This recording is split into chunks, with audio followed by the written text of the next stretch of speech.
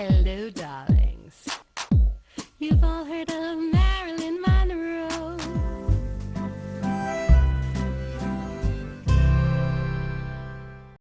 Welcome back, darlings. I'm TV host, entertainment journalist, Cognac Wellerlane, and we are just about to do a fabulous Zoom interview with actor and podcast and radio host, Mr. Steve Ludwig. This is going to be a two-parter, part one and part two. Let's take a look at part one of this fascinating individual.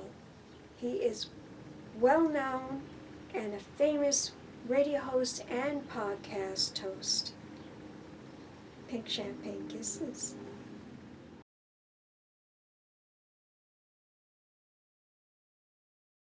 Welcome back, darlings. I'm TV host, entertainment journalist, Cognac Wellerlane. And I have a very, very special guest. His name is Mr. Steve Ludwig. There you are, Steve Ludwig. We met many, many years ago at Gizzy's. I had a fabulous interview with you. And you are a fabulous personality. You have your own podcast. You do so much, and I'm so thrilled that you are talking to me today. Now, my very first question that I ask everybody is, tell my audience how you got into show business. Tell us the story. Spill the tea, as they say. Be happy to. Well, first of all, I don't know if it's coming through, but I have a pink shirt on. I'm taking Delmar Burkett's lead. He was on a few shows ago, and he wore his pink shirt. It looks a little light, but in honor of your decor. Yes, darling, we're live from my beautiful pink kitchen. As you can see, pink is my favorite color. My whole house is pink, as you can see from my Instagram and everything else. Yes. Yep. And I'm so happy that you're wearing pink. So tell us spill the tea about how you got into show business. Be happy to. You mentioned just a minute or so ago about Gizzy's. Well, I had written a book. I had open heart surgery, and in 2006, I had always wanted to write a book. And when I had the surgery, in the hospital and then at home, I kept a journal of things that happened. And it was so big, I said, you know what? I think this might be my book.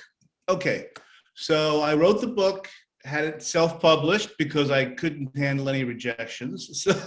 So it was published.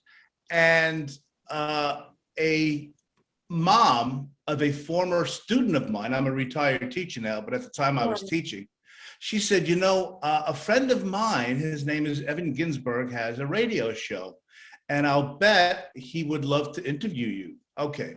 One thing led to another. I was on Evan's. Now, why did she say this? What was it about you that you would be like a perfect candidate to be interviewed by Evan Ginsberg? What's the reason for that? I think her son, his name is Ryan, he and I always had a good rapport. And I think when he saw, and I taught 8th grade, but this was a few years after he had graduated school. And he said, Mom, Evan has a radio show, because he and Evan are big wrestling fans. Right. He said, Evan has a radio show. Why don't I call or you call Evan? Sure enough, one thing led to another. I was on Evan's radio show. Then Evan said, hey, Steve, I'm going to do an internet TV show. Would you like to be my co-host? I said, so you've never been in show business ever. You were never. No, you never did anything. I'm still not. But yeah, no, you are. This is all. Yeah, what we're doing is all showbiz. You have to remember something. We're living in the 21st century. Okay, so everything is different. I mean, it used to be if you were on TV or in the movies, that that's showbiz. Yeah. Okay, but now we have the internet, and that's showbiz too now.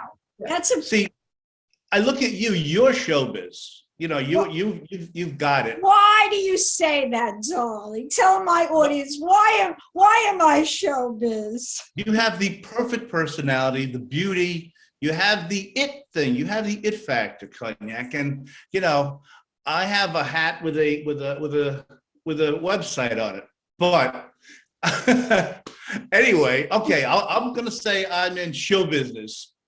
But Evan, after I was on his show for a while, we got to know each other well, and he said to me, you're really into pop culture.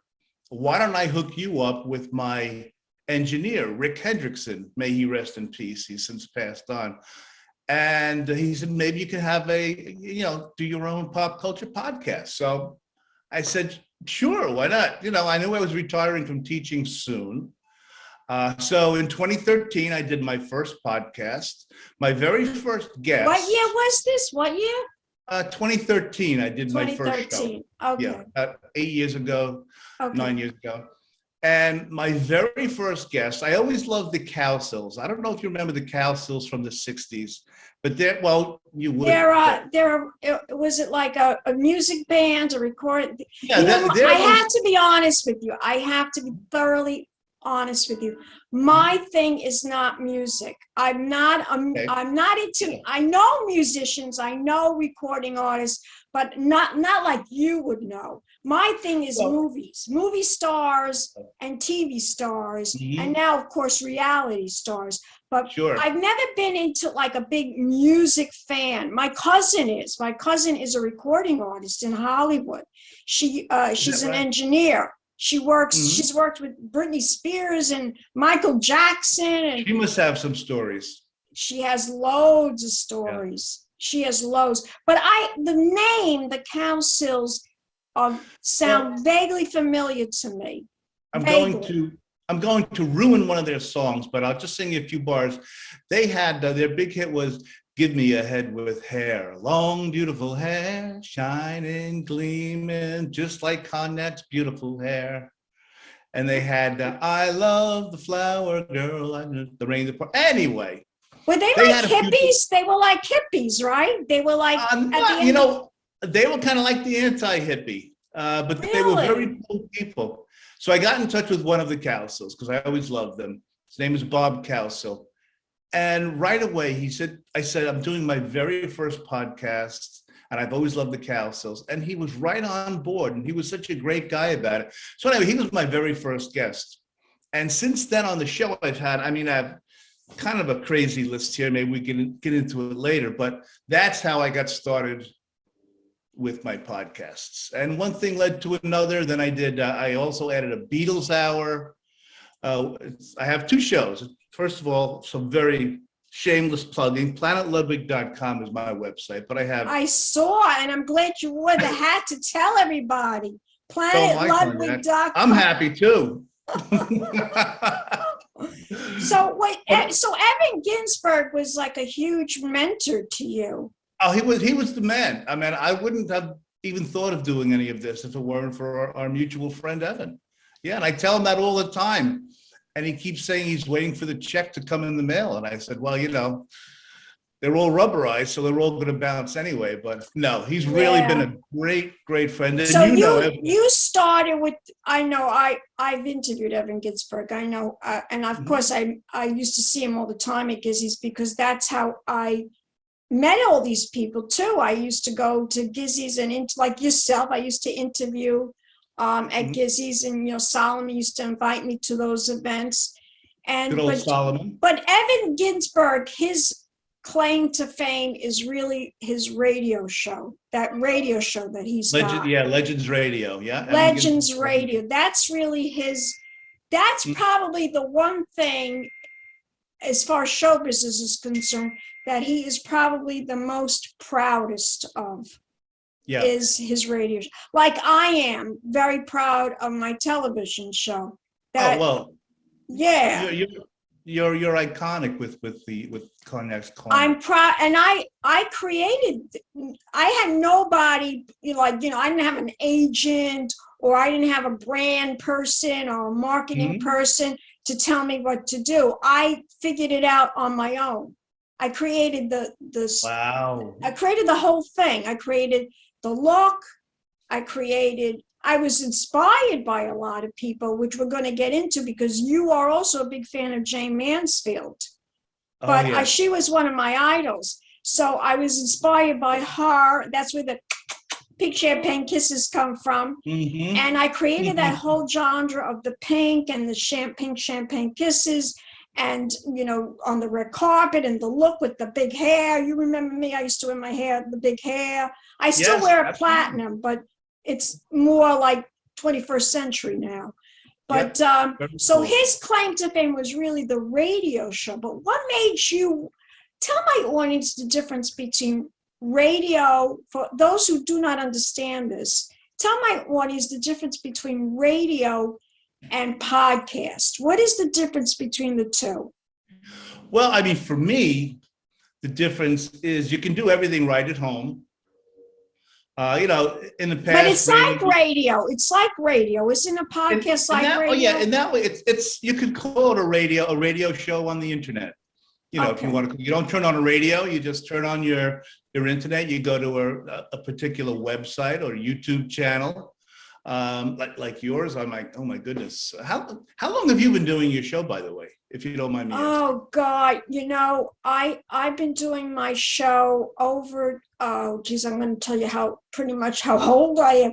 But no, I've been doing it like 20 years, and I started with the public access because first I had the website, and then what happened was I had this famous photographer, because I'm very photogenic. He started taking pictures of me, and he took like 300 pictures of me.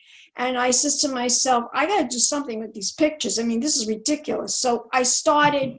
And he didn't charge me, he just took these pictures in love with me. So I was like his muse. So I says, I got to do something with these pictures. So what I did was I sent these pictures out, and then I started getting jobs, and I took acting classes.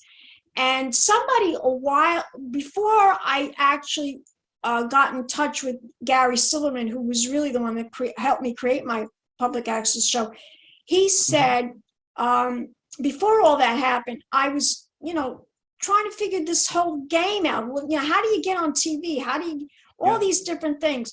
So this one guy was bothering a friend of mine. He wanted her to be a model, one of his models. And she was nervous. She didn't want to meet with him. He's going to, he's trying to get into my pants or something. Yeah, sure. So I said, don't worry, I'll go with you. I'll go with you. And this way, and I started asking him all the questions. She was like a little mouse. She didn't ask him anything. He said, you have a look. You have a personality. You should have your own TV show. And the way to do that is to be on public access. So he put that idea in my head. Yeah. So that you have it. I mean, just your whole look, your whole persona. Well, so I think I started really too late with this, but I always really wanted to be a movie star. That was my dream. I wanted to be like Marilyn Monroe and Jane Mansfield and Elizabeth Taylor.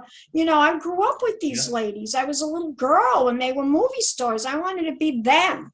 My father was the one that took me to the movies, and I said, are those real people? And he says, yes, honey, they're actors. So that's really what I wanted. But, because of the situation of where I live, my age, I'm married, all these different circumstances.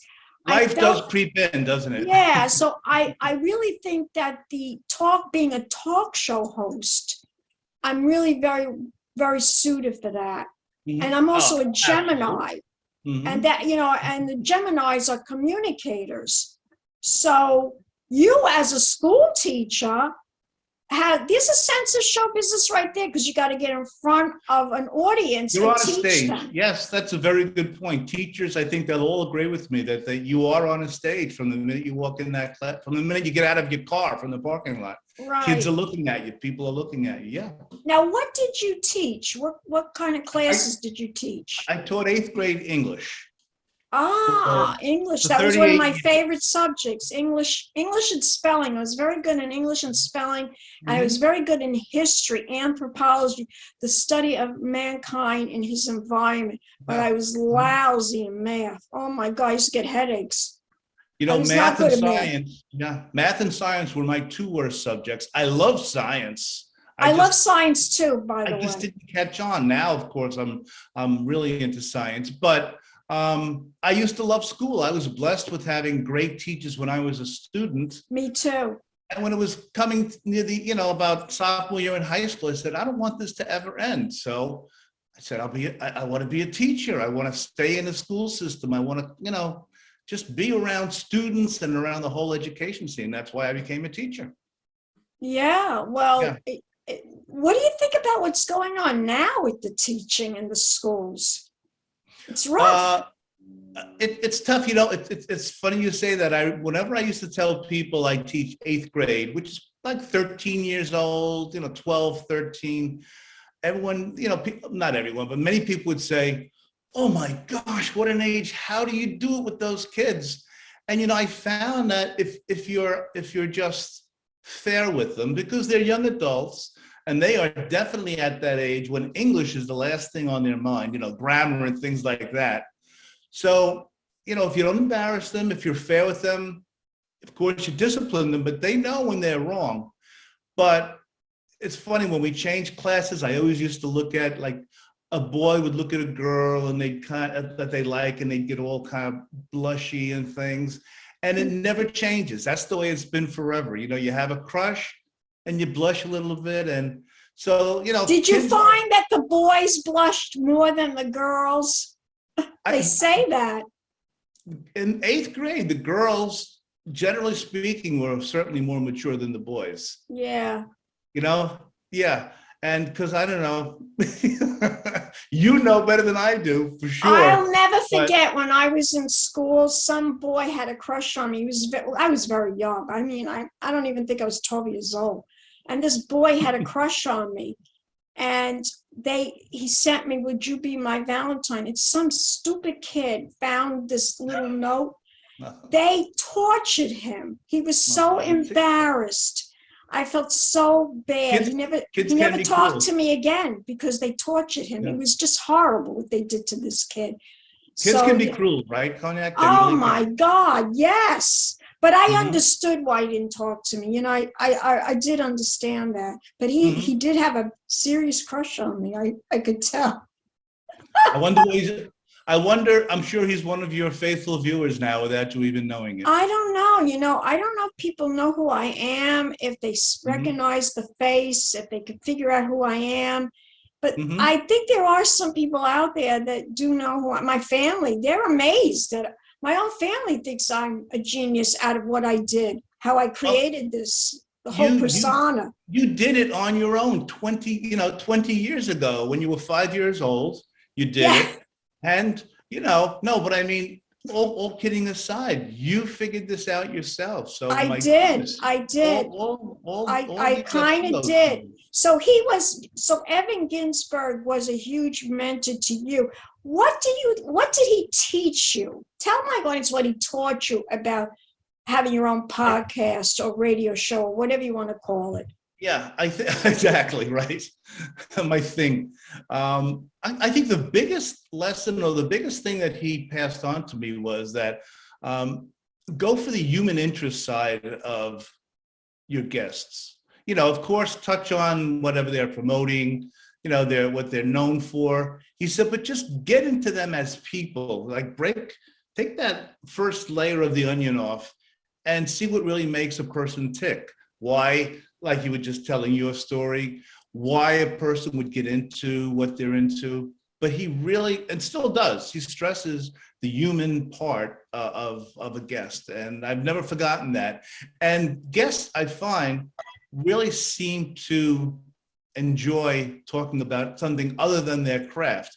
Of course, like I said, they're there to promote things, which is absolutely cool. But I think they like being asked questions that they're not normally asked. And, you're the same way. You really get into, a person's background. Well, there's always a story behind the reason of what people do. Like Yeah. you got into radio and podcasting, but before you were a school teacher. So Yeah. Mhm. how did this elevate you to be what you are? But all the teachings and the learning of becoming a teacher actually is helping you as a broadcaster.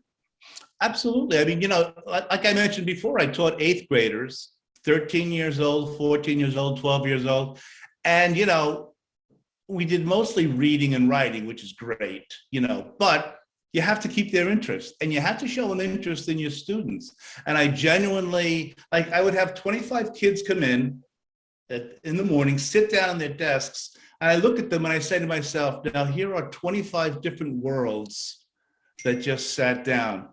One of the boys may have had to make breakfast for his little sister, because mom was working late that night and she's still not home. They all have their own little stories.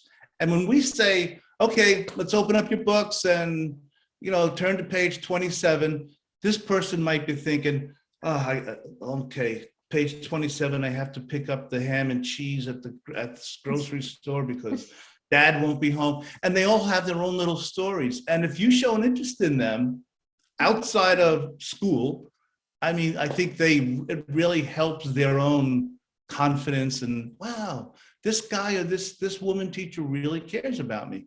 So I think if you show people that you're interested in them past what they're known for, I think that makes all the difference in the world. Did you ever pick on a student like, and they were like, oh, he wants me to answer that question? Were you one of those teachers that would like randomly pick a student and say, so tell me, Johnny, why is this so-and-so? Did you do? And then they'll look at you like, oh, they weren't paying attention, and they would like be embarrassed, were you ever that type of a teacher? No, I never I would never purposely embarrass a student. However, there are teachers like that, though. There are teachers that get off on that. I know. If someone was really disrupting the class, I wouldn't even reprimand that student in front of the class. I'd say, Bobby, meet me in the hallway. So we'd go out in the hallway and said, why something like, why are you giving me a hard time? Did I do anything to you? No, Mr. Ludwig. I said, okay, let's just come on, just get your head in for the rest of the period. He'd go in, he'd be fine. Because you treat them like people, not like, not getting your kicks out of making you look like a cool big shot, making them feel funny. What? Now, there are times, Cognac, when you have some students that can take a joke. Yeah. And for instance, near the end of my career, the cell phones came into vogue or whatever. And, cell phones were prohibited, of course, during class. And of course, I think they still are. They still are. I'm sure they still are. But every once in a while, while I'm teaching, I'd see a student like this. You got their cell phone. And you knew right away that they're either texting or checking things out. Yeah. So, I would just say something like, hey, Bob, finish up what you're doing and remember I'm up here. Okay, sorry, Mr. Ludwig. And, and that's it. And I think that goes a lot further than saying, Bob, put that cell phone away. You're going to be sent to the office. Just be a person to another person. I've had tremendously good teachers, but I have had bad teachers too. I had one teacher one time. He threw a piece of chalk at my face, and he almost hit me in the eye. And I said to him, "What the fuck?" I didn't say that. I said, "What are you doing?" Sure. Mm-hmm. He says, "Well, I wanted to get your attention." I said, "But you don't have to do that. Just yell at me." I said, have a name. You could have taken out my eye. Yeah. And then he realized that, but later on, this teacher was fired. He pulled something on another student and they did fire him because he did these wacky things. And I also had a friend that's an actor that was teaching acting to students. And he said, you all have to leave your cell phone outside before you come in the door, because if you want to learn how to act, you have to, you can't be playing with your cell phone. You have to learn expressions. You have to learn, you have to learn. That's very, very important. So everybody has to leave their cell phone outside. And, that's what he taught them. So now I also want to ask you, now when you do your interviews, where did you get the idea of using photos and videos in your interviews with your guest? That might go back to my teaching days. Well, I think it goes back more to my teaching days where visual aids are always, really, it kind of breaks up, not the monotony, but it just kind of breaks things up a little bit. And I think the guest appreciates that. I was real quickly, once going back to my teaching days, I was explaining to students how once you really learn to read well, you'll learn that you don't have to read every single word on the page. You look at it and you see it, but you don't say it to yourself. You just kind of skim over it. I said, and it's kind of an art, you have to learn it. So I had a poster board and I wrote a sentence like, I'm going to the store to buy a hero sandwich and a Coke. All right, but they didn't see that yet. So I said, okay, I'm going to hold up this sentence for half a second and you tell me what it says. Okay, so boom, boom. Oh, I know. And they told me, and I said, now the reason I said it would have taken you more than a half a second to say, I'm going to the store and buy some cold cuts and some Coke. What you did is you looked at that, you saw what it was without saying each word in your mind. And that's how, once you become a good reader, you'll notice you don't have to say every word to yourself as you're reading it.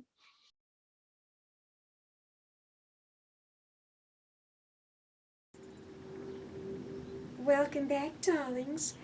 I'm TV host, entertainment journalist Cognac, Wellerlane. Let's take a look at this fabulous interview with Mr. Steve Ludwig. Now, this is part 2, so keep watching, darlings. Pink champagne kisses. Of course, some people enjoy doing that if they have the time, but it wouldn't have worked if I didn't hold that visual aid up. That's why I think, photos and videos of whatever the guests are into, it just adds a little something to it. I agree, because when I do my interviews, if it's an actor or a filmmaker, I always put their trailer, of the latest movie that they're in. They appreciate that, right? And that always looks so professional, and people really love looking at, the trailer, because as well as I do, the trailer is probably the best part of the whole movie, because they take the best parts and they make a trailer out of it. That's an art in itself, isn't it? Making trailers? Because it's advertising. That's how you're getting the people to want to see the movie. And you don't want to give up too much. Yeah. Yeah, exactly. That's a great idea.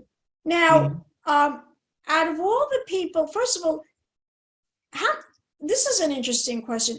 Do you know how many people you've interviewed? How many guests you've had on your show? Do you know? Well, I'm up to show number 176. Okay. Of course, I do Beatles shows too, so I know. But I've done over 300 shows.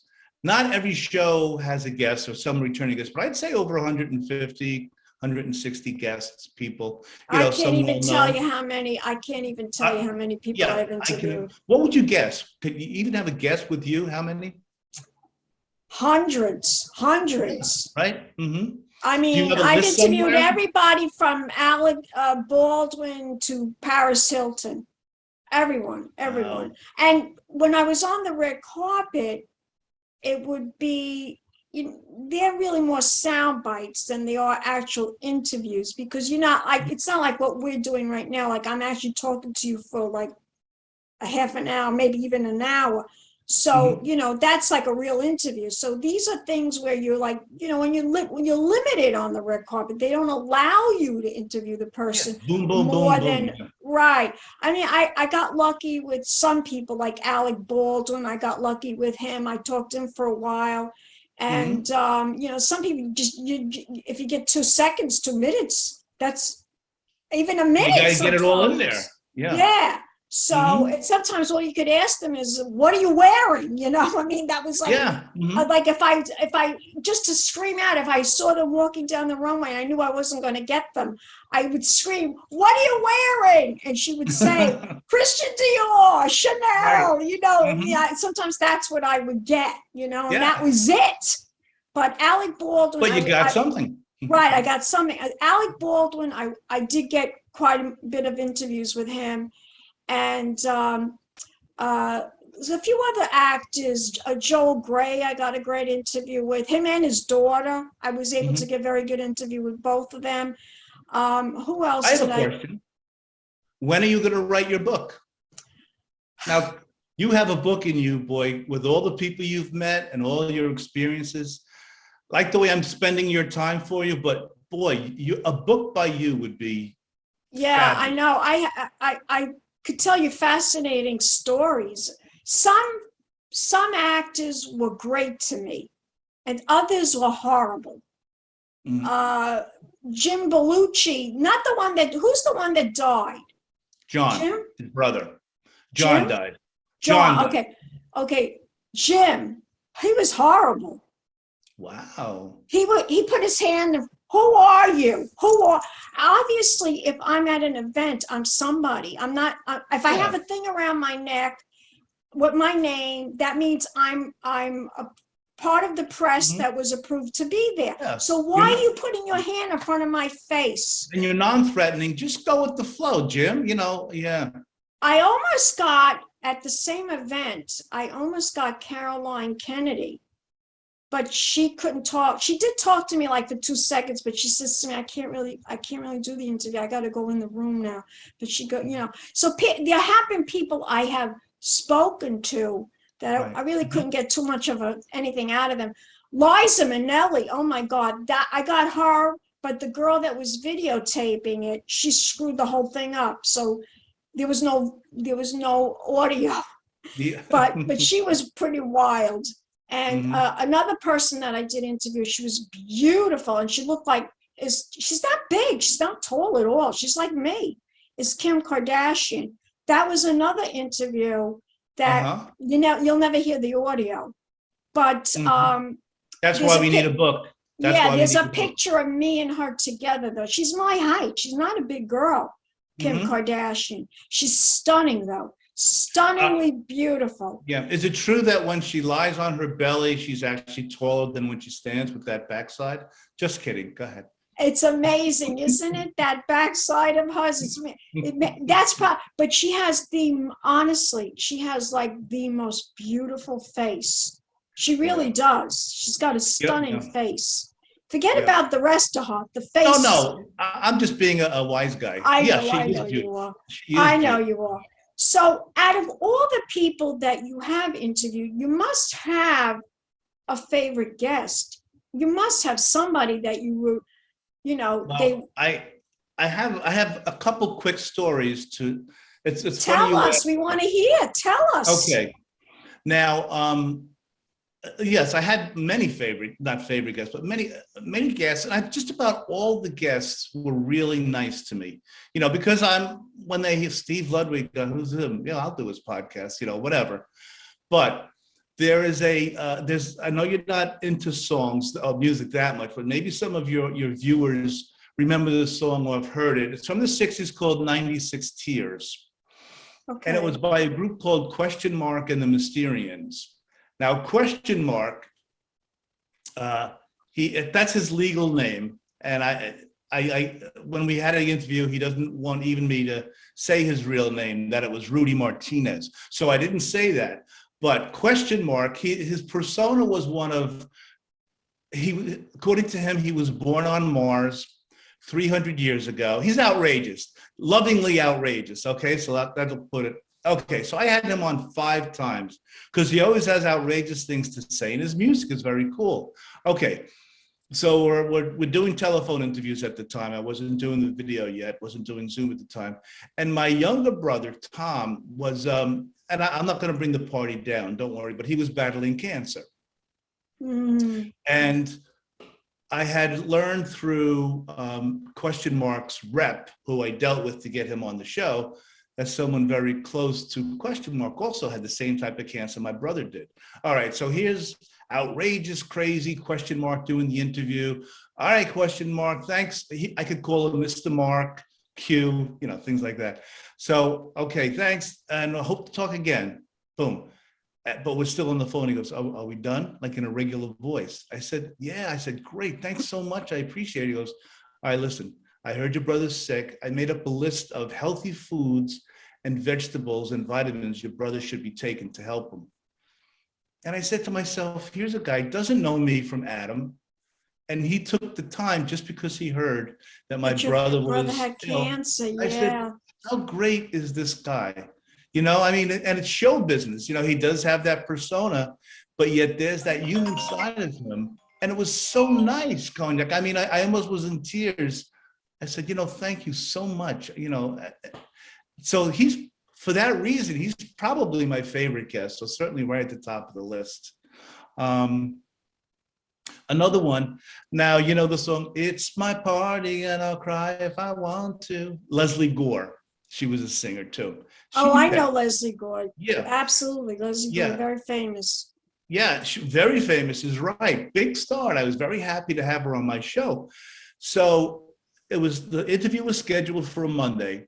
So Friday and Saturday, I always like to email my guests, just confirm, blah, blah, blah. I couldn't get in touch with her, even though I texted her and all right.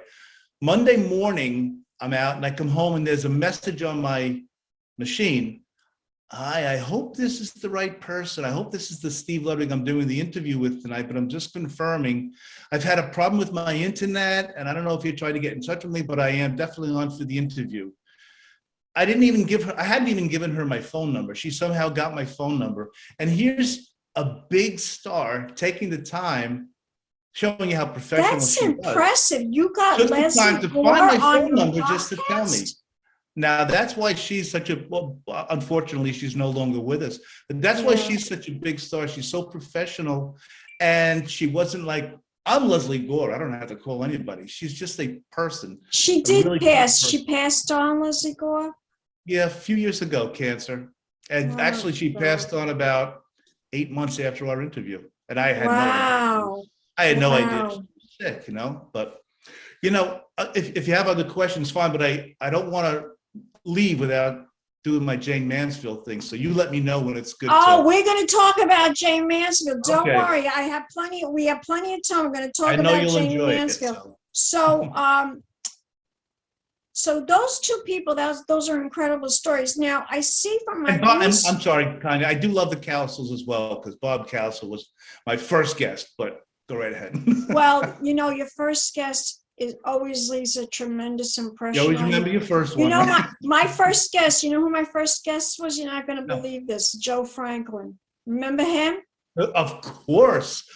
The stories he must have had. Joe Franklin, he was an inspiration to me, Joe Franklin, because when I was a kid, I used to watch him on television. Me too, Channel 9. He was on WOR TV, and he used Channel 9. Channel 9. He used to interview all the celebrities, movie stars. At that time it was mostly movie stars, and I was always impressed by him. He was like Merv Griffin, Michael Douglas, Johnny Carson, but they claim he was the one that started the talk show. He was the first one that started the talk show. So I had him on my show and I interviewed him, and he told me, you're terrific, Cognac. You really keep doing what you're doing. You're really a good interviewer. He said that to me. And I think I wanted to be a movie star, but I tell you the truth, I enjoy doing this. I love talking to people like you, because you're all so fascinating to me, and I learned so much from you people. So I went to Joe Franklin's restaurant once. I used to do shows in his restaurant. And he was there. He was just greeting guests. Mm-hmm. Yes, he used to have parties in his restaurant. I used to go in his restaurant, and I used to meet all kinds of people. And I interviewed Carolyn Gorney. Remember her from Saturday Night Fever? She was in his restaurant. Yeah. And I interviewed her. So I used to meet a lot of people in his restaurant. Now, from my research that I'm looking at here, you are a huge Beatle fan and have collected a ton of Beatle memorabilia. Correct. What Yeah. was it about the Beatles? Obviously, we all love the Well, Beatles, but you have a special attraction to them. Explain to my audience why. sure. Now, for those who don't know Beatles history, they became big in like 1962, 63, but they hadn't come to America until February 9th on the Ed Sullivan Show, Right. February 9th, 1964. Now, my older I brother remember Bill, that. yeah, my older brother Bill, their album came out like in, I guess, December, the very first album in the US, Meet the Beatles, came out in December of 63, January. Anyway, I loved the, I had never heard anything like it. Okay, so I saw them on the Ed Sullivan Show, and Ringo had his drum kit. The brand was Ludwig drums, and my last name is Ludwig. And I said, Wow. Bill, Ludwig. And I love the Beatles anyway, but that was the topper. I said, wow, they're playing drums and our name's on them. I was about, I guess, 9, 10 years old at the time in 64. And I mean, just one album after the other, What's your favorite? Do you have a favorite? I have a favorite Beatles song. Yeah, that's what I want. Yeah, it's called 8 Days a Week. Oh, I love that song too. 8 Days a Week. And I mean, there are other Beatles songs that are certainly more spectacular and better arranged and things. But there's something about the first time I heard 8 Days a Week with the harmonies and the fun hand clapping, and it's always been my favorite Beatles song, 8 Days a Week. I have some Beatles stuff to show you if you'd like to see. Yes, show us. Okay. How much, first of all, before you show me, how many pieces of memorabilia do you own of the Beatles? Well, I used to have tons of it, but some nephews of mine, some cousins of mine, younger than they're into the Beatles. And, I'm going to live to 100, but I said, why should I keep all this stuff to myself? So I gave a lot of it away into loving hands, upcoming Beatle fans. But oh my goodness, I can't, I had pictures, books, original books. Yeah, for instance, this is an original Hard Day's Night. That's my favorite song, A Hard Day's Night. Yeah. I love that song. This is from 1964, and this was one of the programs magazines that they gave out when the movie came out in 64. This isn't a reprint. It's and this is one of my prized possessions. I love the movie, but this little guy right here is an original 1964 Paul McCartney. I was just going to say, it looks like Paul. Yep, yeah, from 64. And I used to bring it into school to show the kids, my students. And they said, can we touch it? I said, of course. I used to pass it around. I said, just don't pull any of Paul's hair out. I said, but I think things like this should be shared. I don't keep it in a plastic bag. Anybody that wanted to touch it was good, because I trusted my students. Well, he was out of all the Beatles, the girls, of course, were all in love with Paul McCartney. You had your Paul. And I thought he was the most handsomest out of all the Beatles. Mm-hmm. But the one that died, who was the one? Well, John Lennon and George Harrison. Yeah. When he was young, he was very handsome too.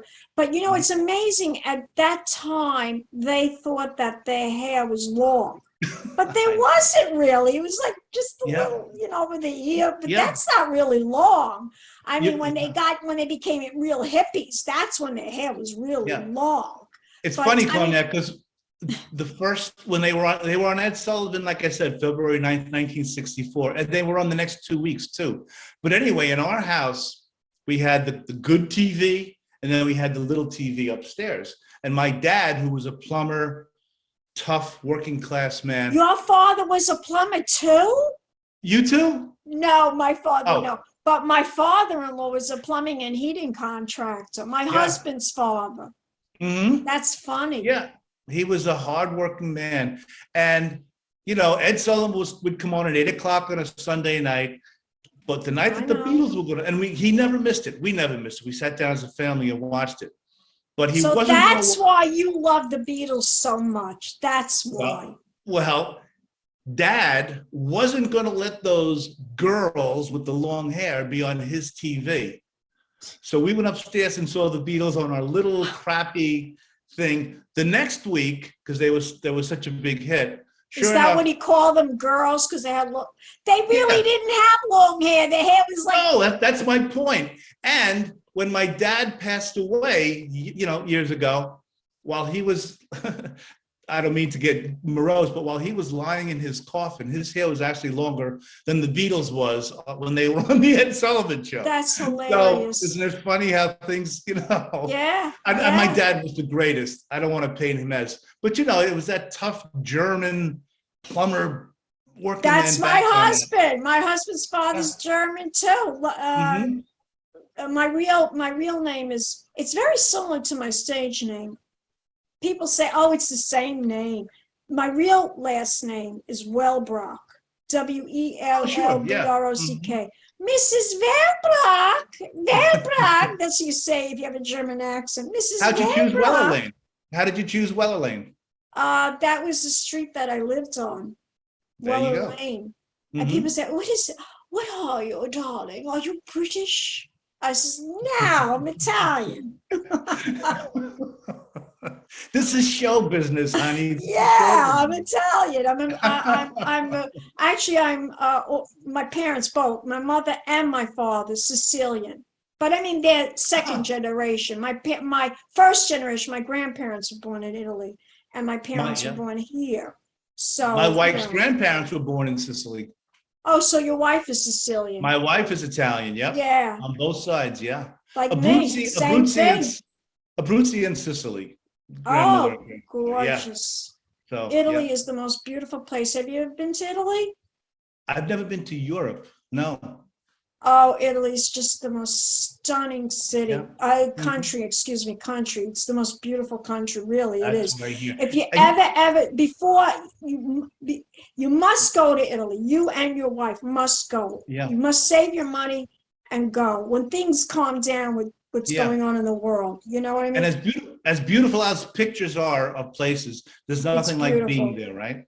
Oh my God, it's the most beautiful place, really. I went on my honeymoon. It's gorgeous. So now, so the Beatles have really impacted your life. They really have. Yeah. Amazing. And who was your favorite Beatle? Do you have a favorite out of all of them? If you ask me the same question tomorrow, it'll be a different one. But John was always my favorite. Yeah.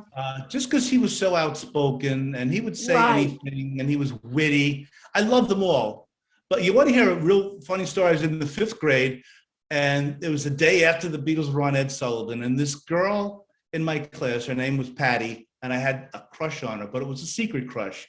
She didn't know, So she came in the next day and all the girls were saying, they're so, and Patty says, oh, that George Harrison. Oh my gosh, I love him. He's sexy too. He was sexy too. I remember. Yeah, he was a good looking man, good guy. Yeah, he was. I remember.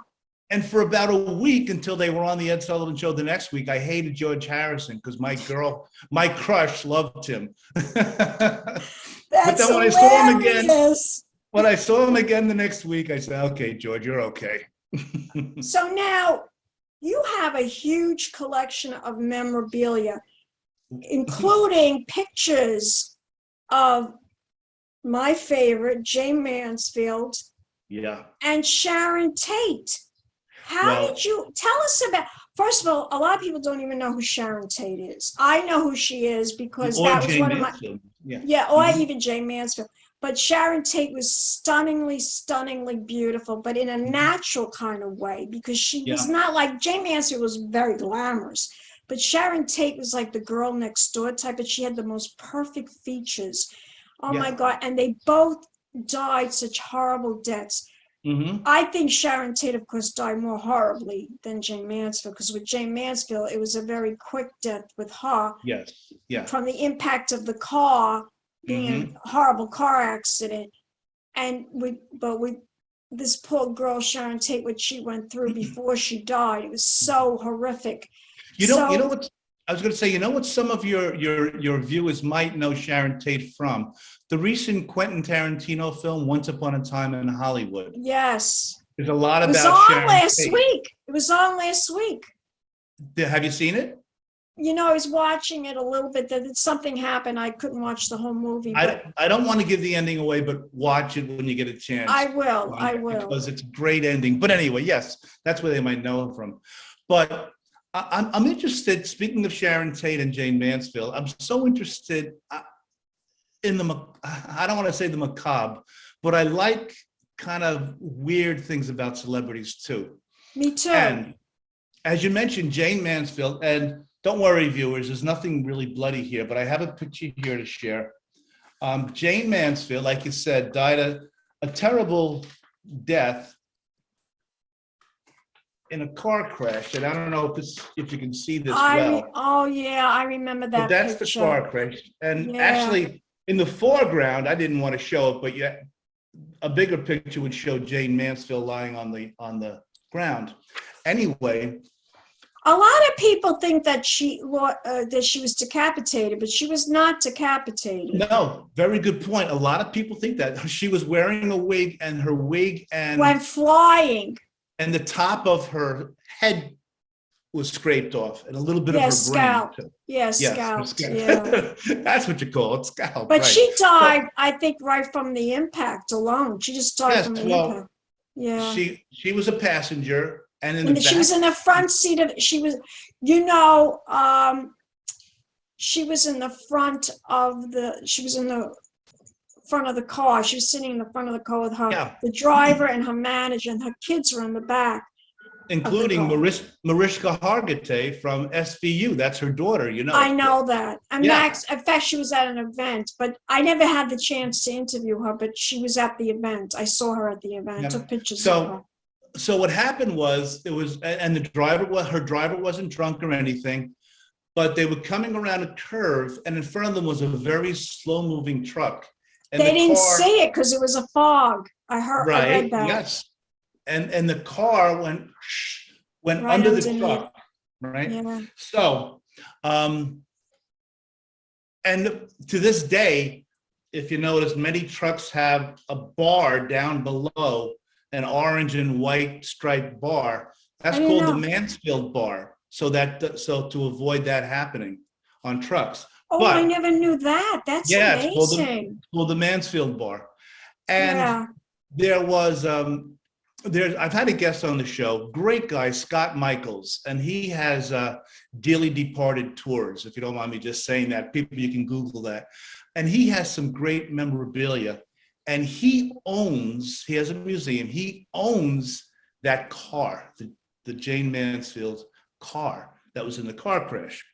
And from him, I got this. This is a piece of This is a piece of the carpeting on the passenger side that Jane Mansfield probably had her feet on. This is from the car that crashed. And let me ask you something. Do you ever feel like that has weird energy? Well, I almost feel guilty, like not guilty owning it, but I say, why do I want to own something like this? But I look at it and I say, oh, it's a fake, but it's not, because this guy, Scott Michaels, is like, he has certificates of authenticity. He owns the car. It's just but these are little things I love to collect too. So this is a piece of the carpet from the Jane Mansfield, death car, if you want to call it. So how about that? That's amazing. Now, what about Sharon? Because I want to get into some questions about Titus, but tell us a little bit about Sharon Tate. All right, Sharon Tate, I have another piece of memorabilia to show you. It has to do with her. As you mentioned, Sharon Tate was really, I wouldn't even say she was up and coming. She was there, but she was going to be a much bigger star. Well, absolutely. She was one of the victims of the Charles Manson family. Yes. And she was murdered 8.5 months pregnant. I know. Cognac, at Cielo Drive, her house that she shared with Roman Polanski. in California. And she Every time I hear this story, it just creeps me out what those people did to her. And not to make it too gruesome, but they were all stabbed to death. She was stabbed, I think, 18 times, 8.5 months pregnant with her baby in her belly. Anyway, they were killed in the living room. And there was the couch. And you'll see pictures of Sharon Tate lying on the living room floor. I'm not going to show, don't worry. But there was also a picture of her. I don't know if I have it here. And right in front of the couch on the other side of the room was the fireplace. Here we go. Here's the living room, and there's the fireplace. And from the same gentleman, Scott Michaels, this house was demolished in 93. This is a piece of the fireplace from Sharon Tate's house. Don't you never feel energy from these things? You never feel like bad energy? No, I don't. That's a great question, because my wife even says, what do you want to even own these things for? And you know what? I don't know. I just do. I guess it just, You're fascinated. You're fascinated. I'm fascinated by it in a macabre way. And I say to Sue, my wife's name is Sue. I said, Sue, should I go to a counselor for wanting to, collect things like this? And she said, well, no, it's if you enjoy it, And if you ask me, why do I do things like this? I don't know. I just know that in some strange way, it makes me feel good. It's just a fascination. That's all it is. Yeah, it's a absolutely. Fascination. I get that. I'm like that too. Now we have to talk before we get off, because we're coming to the end now. Okay. You play in the new movie, it's not a movie yet. You are the fixer in Untitled. That's your character, your voice in Titus. Look at this cute guy. There's the fixer. Looks a little bit like you. Especially the hair. Right. Yes. Now your character makes its first appearance in the episode 4, which comes online at the end of February. Tell us the story of how you found out about the role and why you wanted to do it. Well, our mutual friend, the great Solomon Chertoff. Yeah. He goes above and beyond doing things. He does. Like Evan Ginsberg. He and Evan Ginsberg, they're so giving. They're like a team. I know, they're like a team. And Solomon, he's been on my show a couple of times, and we're friends through our shows. And so anyway, he emailed me. He said, Steve, there's a guy, Delmar Burkett, who you had on a few shows ago, the creator of Titus. He said, there's a guy who's looking for some more voice actors for parts in the Titus series, the animated series. And one of them is the Fixer. He said, why don't you just put an audio, not a rehearsal, an audio together and send it to him, right?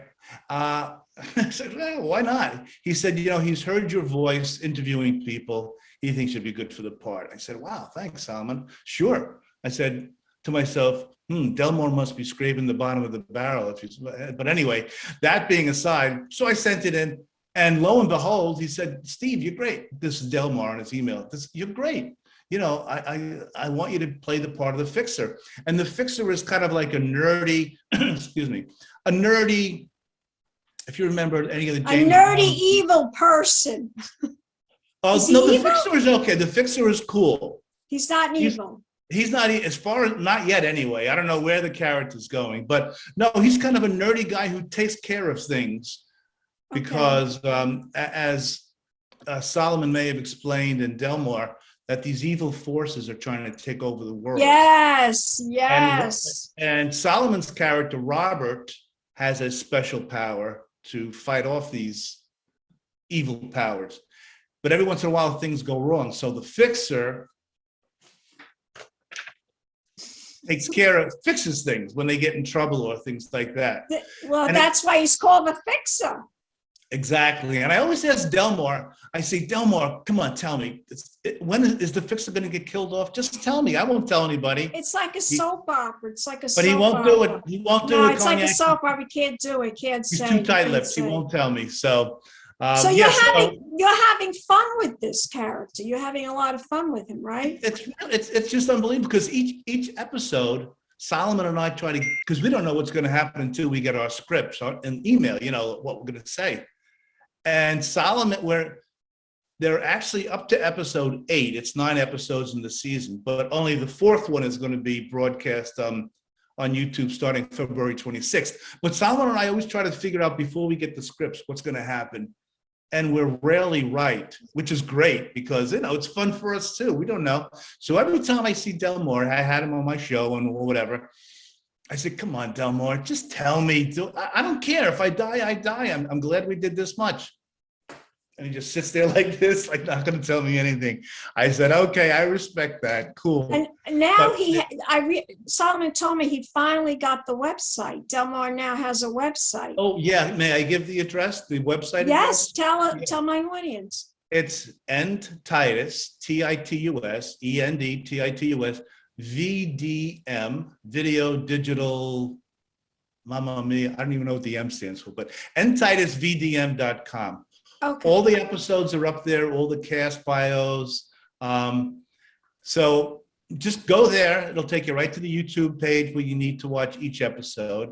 It's actually the 5th episode because part 3 was 2 parts. Episode 3 was 2 parts, but ntitusvdm.com. That's all you need to know to get everything. And it's going to be on the end of February, and you are the fixer. So, I am the fixer. Now, Steve, we're coming to the end of the interview. I want you to tell my audience where we could go to find out more about your podcast and more information about you. Okay. Do you have a website? I'd be happy to, but first I want to thank you, Cognac. I mean, you could have invited a million people, and I really appreciate this invitation to be on your show. You're so cool. I love you. I love watching your videos, and I can't thank you enough for giving me the time. So I wanted to tell you that first. And I love your whole thing about you, your whole aura. You're just great. You're great. Everybody says that. Just tell everyone about me and follow me and subscribe to my channel. And tell my audience one more time your website. Okay, my last name is Ludwig, so here you go. It's planetludwig.com. Everything you need to know. All my shows are on that. My social media, I won't even tell you here. Just go to planetludwig.com. That's all we need to know. Yep. Fabulous. Steve, I wish I was there to give you a big pink champagne kiss, but I'm gonna blow it to you. Pink champagne kisses, darling. Thank you. We will be back with more celebrity interviews, darlings. Keep watching. Pink champagne kisses.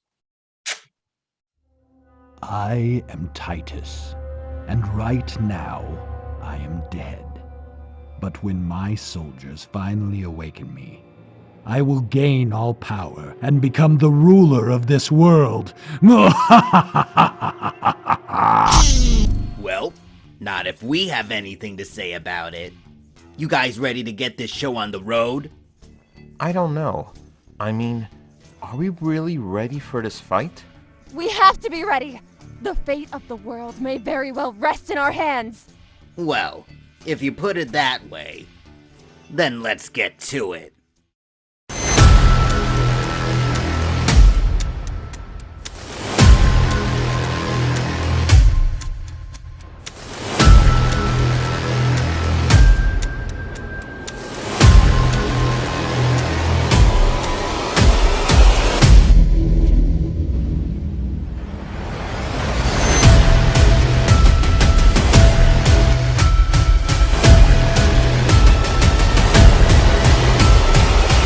I will win this battle, Carlavon.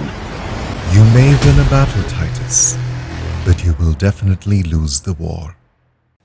Welcome back, darlings. I hope you enjoyed my interview with Mr. Stephen Ludwig. He is well known. He's an actor, he's a podcast host, and he is also appearing in the film the actual animated series, and Titus. And please don't forget to subscribe to my YouTube channel. My YouTube channel is all about celebrity Zoom interviews and fabulous shopping hauls at Fashion Nova, Shein, Rainbow, and Amazon. One of my favorite places to shop. And I love you all. And pink champagne kisses.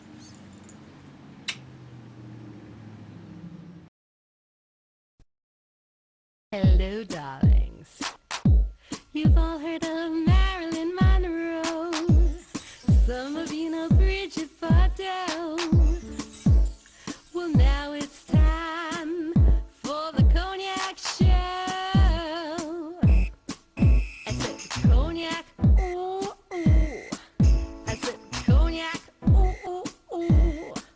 I'm a bubbly blonde, fabulously dressed to impress.